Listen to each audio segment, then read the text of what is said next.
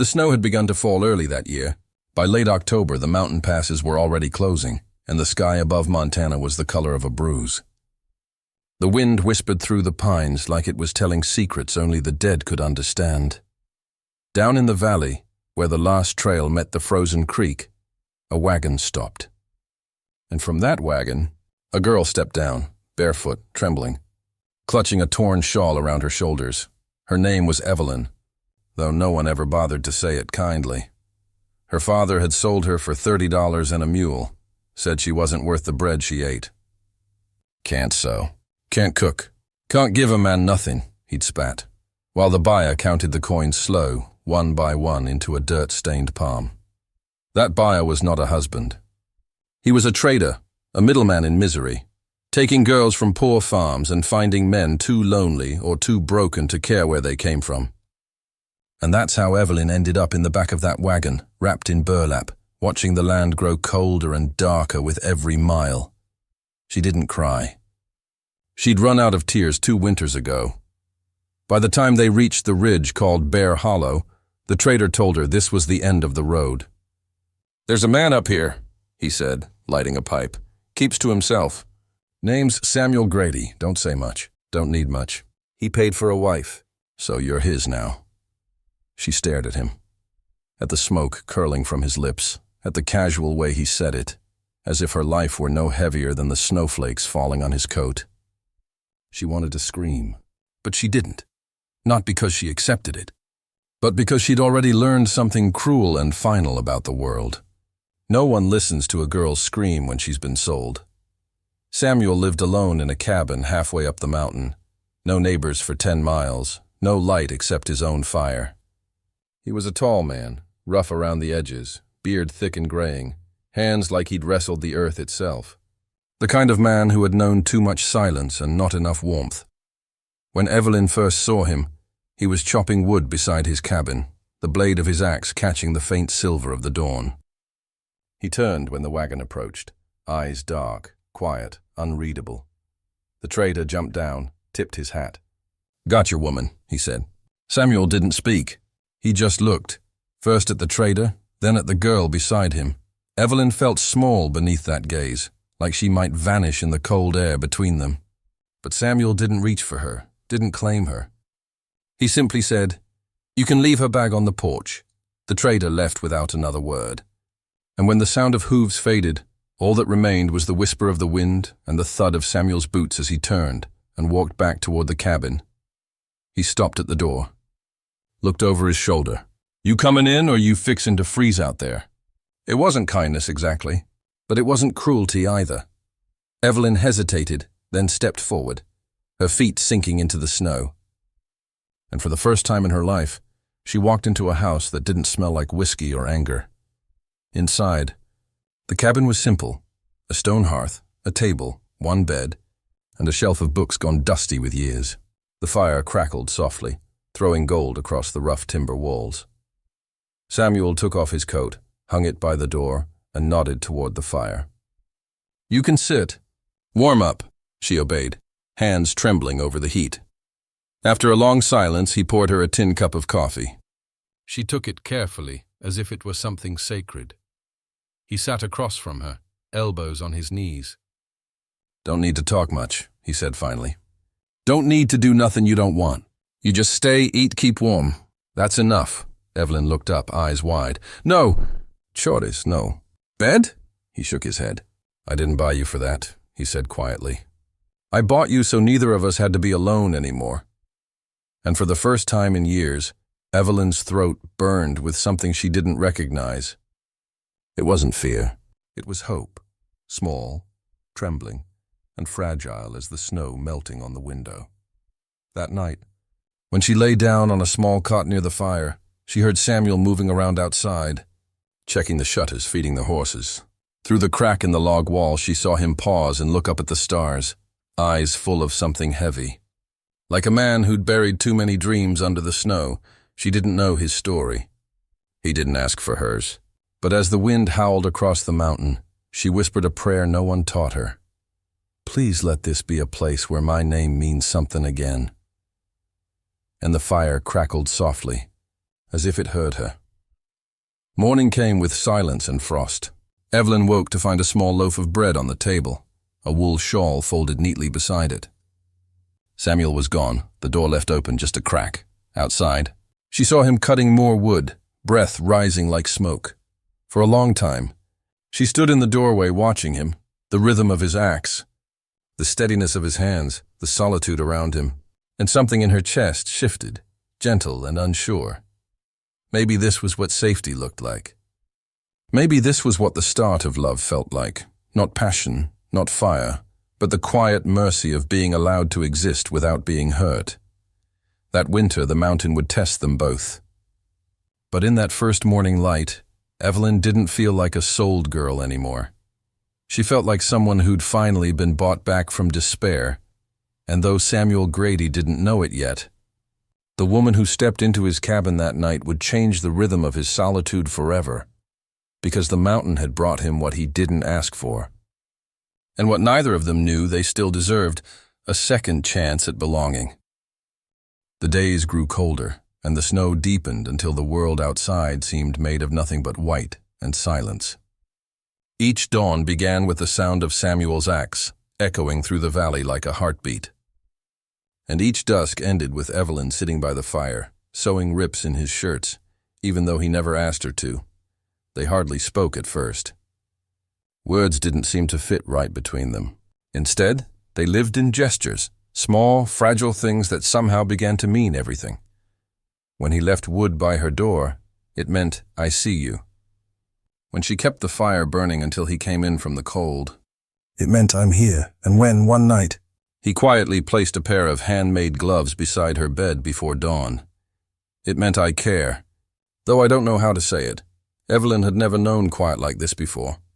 In her old life, silence had meant danger. The moment before her father's boots struck the floorboards, or before her mother's voice broke in sobs. But here in the cabin, silence was different. It was peace. She'd wake before Samuel sometimes, watching him by the hearth, the firelight painting his face in gold and shadow. He looked carved from the same earth the cabin stood on, rough, weathered, steady. There were scars on his knuckles. And one night, when she thought he slept, she saw him reach beneath his bed and take out a small wooden box. He opened it slowly, looking at something inside for a long, still minute. She pretended not to notice. But she wondered, who was he before the mountain? What ghost lived in that box? Winter settled in full, wrapping the valley in white silence. The creeks froze and the deer vanished into the timberline. Samuel taught her how to trap rabbits, how to chop wood without splintering the blade, how to stack kindling so a fire never died through the night. He didn't treat her like a servant, or like a wife in the way men use the word down in the towns. He treated her like a person who deserved to learn how to survive. And every time she caught his eyes while he spoke, soft, patient, a little unsure, she felt something awaken in her that she'd thought had been killed long ago. A warmth that had nothing to do with the fire. One evening, a storm came down the mountain. The wind howled through the pines, snow driving against the windows in furious sheets. Samuel came in from the shed, soaked and shivering. Evelyn rushed to help, taking his coat, pulling him toward the fire. He tried to protest, but his voice broke into a cough. So she took charge. She wrapped him in a blanket, knelt beside him, and pressed his rough hands between hers. "You'll catch your death," she murmured. He stared at her through the flicker of the fire, his breath shallow, eyes softening for the first time. "You talk like someone who's been cold too long," he said quietly. Evelyn smiled faintly. "Maybe I have." They didn't move for a long time. The storm raged outside, but in that small cabin, time stood still. And though neither spoke it aloud, both of them felt the same strange realization. They were not strangers anymore. The next morning, the storm had passed, leaving the valley glittering with frost. Evelyn stepped outside for water, the air sharp in her lungs. That's when she saw it. Just beyond the tree line, half buried in snow, a grave marker. Rough wood carved by hand. The name nearly worn away by wind and years, but still visible. Anna Grady. Evelyn froze. She walked back inside, slow, heart pounding. Samuel was by the fire, sharpening his knife. He didn't look up when she entered. "You saw it," he said simply. She nodded. He put down the blade and stared into the flames. She was my wife. Long time ago. His voice was steady, but it carried something hollow, like a sound echoing in a cave.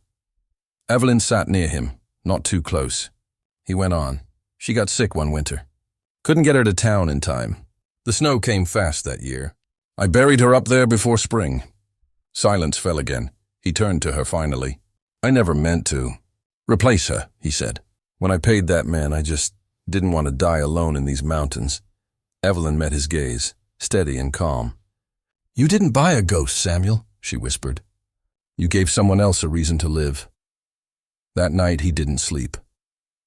He sat by the fire long after she'd gone to bed, staring at the flames until his eyes burned. He'd spent years believing that love was something that ended once you buried it. But now, watching her breathe softly beneath the wool blanket, he wondered if maybe love wasn't buried at all. Maybe it was just frozen, waiting for a kind heart to warm it back to life. Weeks passed. The mountain thawed slowly. They built a small shed together, their hands working side by side. Evelyn laughed for the first time in years when Samuel slipped on the ice and muttered curses under his breath. It startled him, her laughter. He hadn't heard joy in his cabin for a decade. He didn't know what to do with it. But later that night, he found himself smiling in the dark without meaning to. As spring crept down the slopes, Samuel started building something new beside the cabin, a smaller house with windows that faced the sunrise. When Evelyn asked what it was for, he said, You said you never had a place that was yours. Thought maybe this one could be. She didn't know what to say. So she just stood there, tears forming silently as the sun bled gold through the pines. And in that moment, she understood. He wasn't building her a home because she was his wife. He was building it because she was someone who deserved one. The mountain was no longer quiet the way it used to be. Now the wind carried laughter, footsteps, the sound of two people learning to live again, and though neither dared to speak of love, it was already there, quiet, patient, growing between them like the thawing earth beneath the snow. Because love, in the mountains, doesn't come like a storm. It comes like the spring, slow, stubborn, and unstoppable. Spring in the mountains is a quiet miracle. The snow melts in silver threads, and the earth wakes with the scent of pine and rain. For the first time in years, Samuel Grady's land looked alive again, deer crossing the valley, birds nesting in the eaves, and laughter echoing softly from a cabin that once only knew silence. Evelyn had changed. She still moved gently, spoke softly, but there was a new steadiness in her, a confidence born from belonging somewhere. The woman who had arrived barefoot and trembling was now tending a small garden, mending fences, feeding the horses, her hair loose in the sunlight. Sometimes Samuel would watch her from the porch, pretending to sharpen a tool just to stay near. And every time she smiled at him, that quiet, unsure smile, something inside him thawed a little more. He had thought he was too old to feel love again. But love, it seemed, had never cared for the rules of age or grief. It came when it wished, and it came for him. One afternoon, while they were fixing the roof of the new cabin, they heard hooves. A single rider, coming up the trail. Samuel froze, hammer in hand. His body went tense like a bear scenting danger, Evelyn noticed. You expecting someone? He shook his head slow. Ain't nobody comes up here unless they're lost, or looking for trouble. The rider approached, a man in a dark coat, his horse sweating hard from the climb.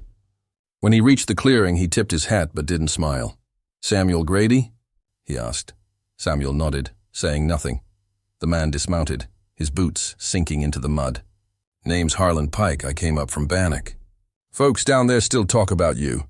Evelyn's gaze flicked between them, confused. Samuel's face stayed hard, unreadable. I ain't been to Bannock in 10 years, he said finally. I know, Pike replied. But 10 years don't wash away blood, does it? The words hung in the cold air like the sound of a rifle cocking. That night, after the stranger left, Evelyn sat by the fire, waiting for Samuel to speak. He didn't. He just sat there, shoulders heavy, staring into the flames. Finally, she said, You don't have to hide it from me. He looked up, eyes dark and tired. I killed a man, he said. The words came out flat, like he'd rehearsed them for years. Evelyn's breath caught. It was a fight. A bad one. He was my brother-in-law. Drunk, mean. Said things about Anna I couldn't stand to hear. One punch too many, one fall too hard. They called it murder. I called it mercy. He rubbed his hands together, voice low. After that I left. Came up here before they could hang me. Figured I'd live with my ghost where no one could find him. Silence again. Only the pop of the fire between them. Evelyn didn't move. Didn't recoil. Instead, she said softly, "You built a grave for your wife, but you've been digging one for yourself ever since." He met her eyes, startled by the truth in her tone. "You don't get to bury yourself while you're still breathing." Samuel. The next morning, the writer returned, but this time he wasn't alone.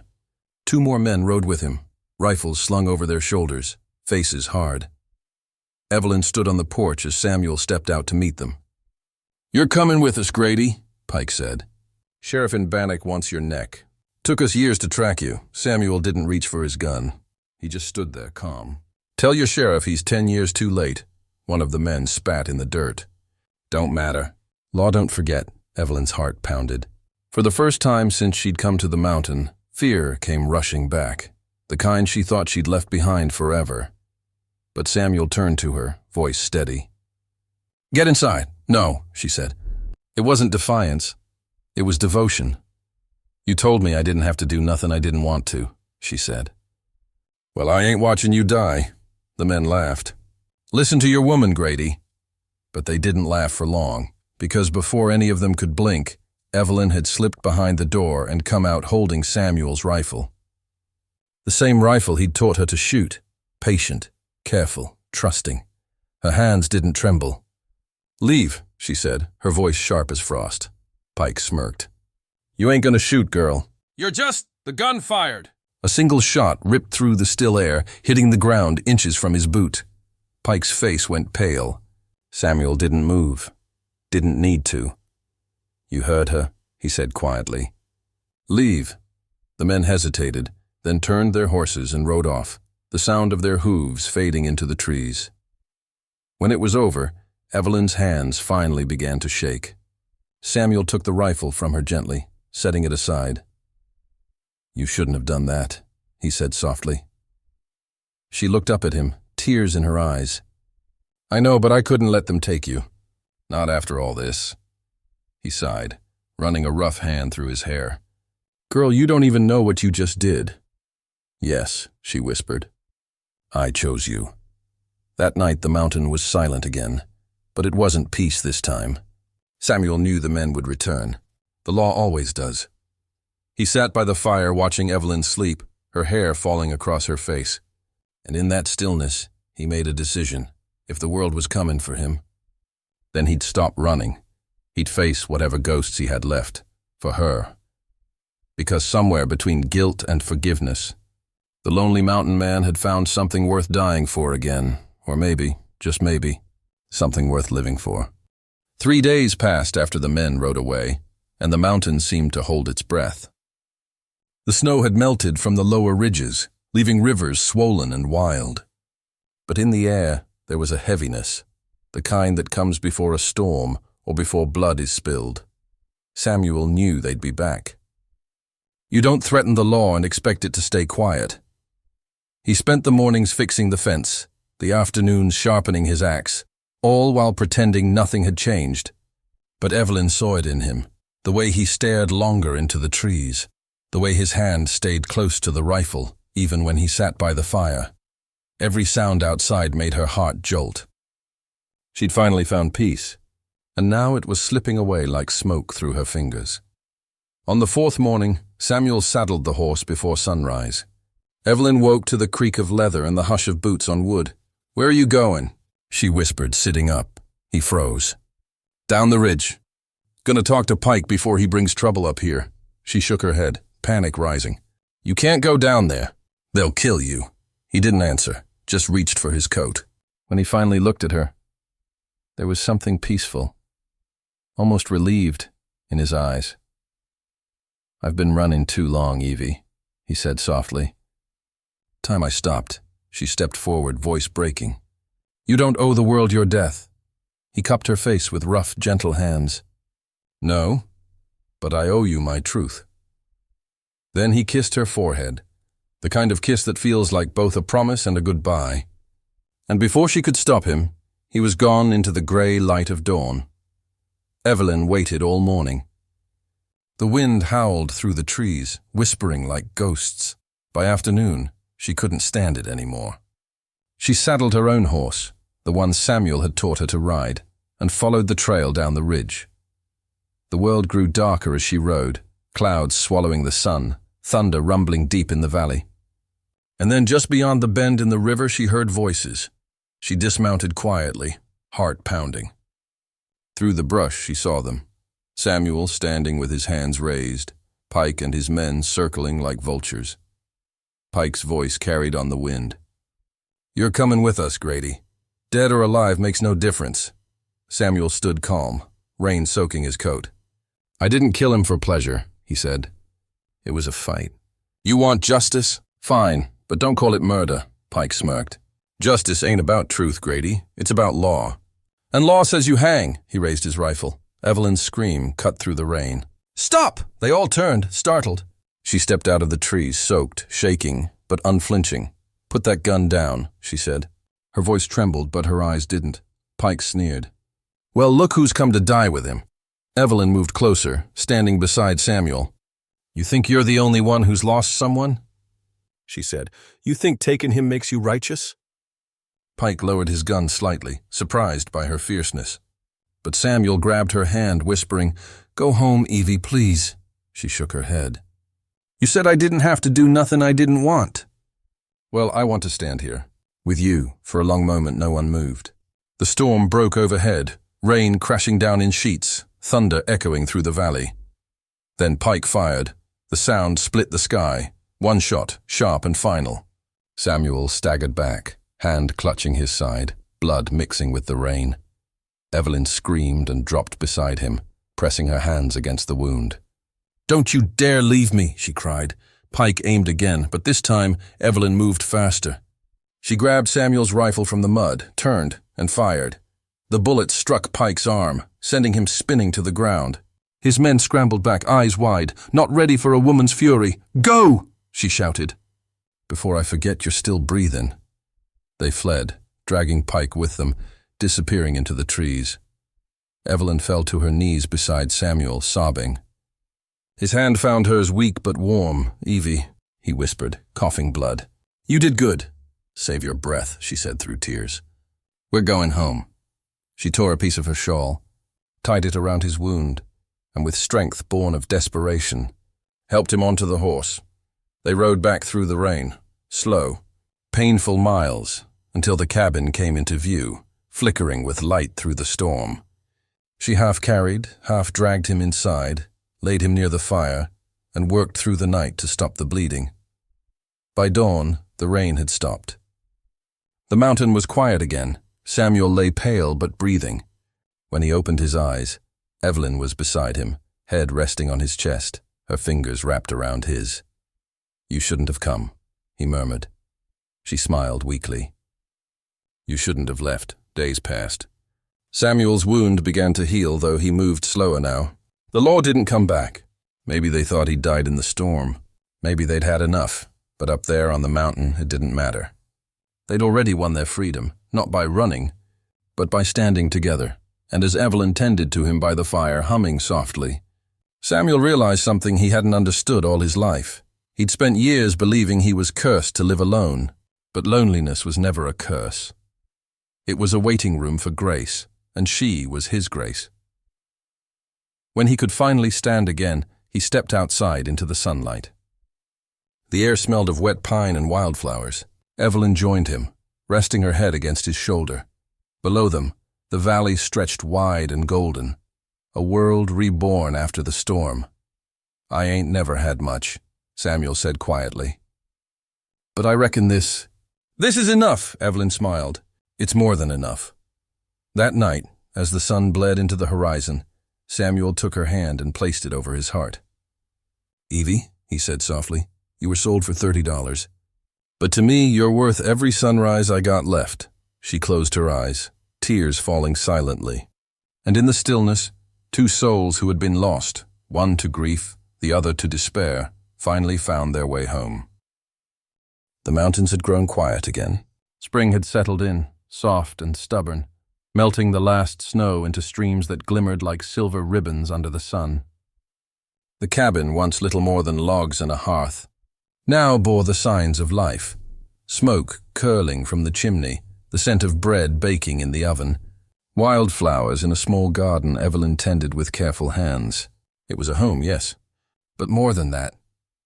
It was a life rebuilt from pain, from loneliness, from the years both had thought they'd lost forever. Samuel moved slowly that morning, still carrying the memory of the storm, of Pike and his men, and the bullet that had grazed his side. He walked to the porch, eyes scanning the valley, noting every shadow, every movement in the trees. He was alert, always cautious, but he wasn't afraid anymore. Because fear had lost its hold the day Evelyn had chosen to stand by him, her rifle in hand, her voice unwavering against those who had come to take him. Evelyn joined him quietly, wrapping her shawl around her shoulders against the morning chill. They didn't speak at first, just looked at the valley stretching below them, a world of green and gold, alive with birdsong and the hum of running water. It felt unreal, almost fragile. For years, both had believed that peace was something strangers owned, not people like them. "You ever think about the life we might have had?" she asked softly. "Down in the valley, in a town that didn't care whether we lived or died." Samuel's jaw tightened, then he shook his head. "No, not for long. Life down there, it's for people who forget too easily. Up here, we remember everything that matters, and we protect it." She smiled, and he saw it. The same gentle warmth that had melted the ice in his chest the first winter she'd stepped into his cabin. Her smile reminded him of firelight, of mornings wrapped in blankets, of laughter shared in silence. He realized then that the world outside these mountains could rage and howl, but inside these walls, they had built a sanctuary that nothing could touch. As the weeks passed, they worked together to expand the cabin. Samuel carved shelves and repaired the roof, while Evelyn planted a small orchard, raised chickens, and tended a vegetable garden. Every task, no matter how mundane, became a ritual of care and closeness. They were partners in life, in survival, in love, though neither dared to speak the word aloud. But love, in the mountains, doesn't wait for permission. It seeps into the quiet moments, the brush of a hand across a shoulder, the way their eyes meet over the fire at night, the way a shared meal tastes sweeter simply because they are together. One evening, as the sun bled gold over the peaks, Evelyn found herself sitting beside Samuel on the porch steps, her head resting on his shoulder. The silence stretched long, heavy with all they had endured. Finally she spoke. "You gave me a home, and a life I didn't think I deserved." Samuel's hand moved to her hair, fingers brushing against the soft strands. "And you gave me something I'd forgotten existed," he said. "Hope and maybe a chance at happiness." Her heart skipped. For the first time, the word wife hovered unspoken between them, not as ownership, but as promise. A bond forged in shared survival, in courage, in the tenderness of two broken people discovering they could still be whole together.